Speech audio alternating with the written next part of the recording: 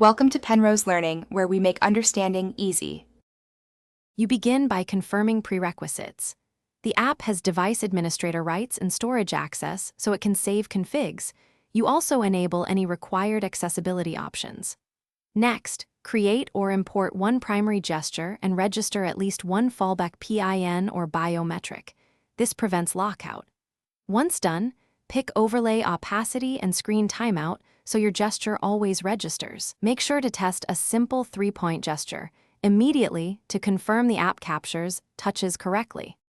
Now you focus on creating reliable gestures. Draw several variations of the same gesture until recognition consistency reaches your comfort level.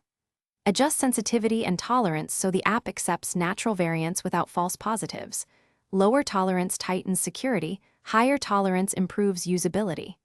Then configure retry limits, lockout delay, and enable haptic or sound feedback so you get immediate confirmation.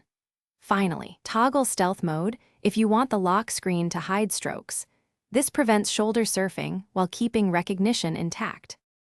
Finish by validating the entire flow. Lock and unlock your device 5 times in portrait and landscape, and while wearing gloves if needed to expose edge cases. Export an encrypted backup. Store it off-device and note exact recovery steps so you can restore gestures later. If the app fails to recognize a gesture, don't panic. Use the fallback PIN to regain access, then recalibrate sensitivity or retrain the gesture.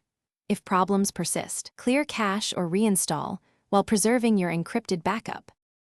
Thanks for watching. If this was helpful, leave a like and consider subscribing. See you next time.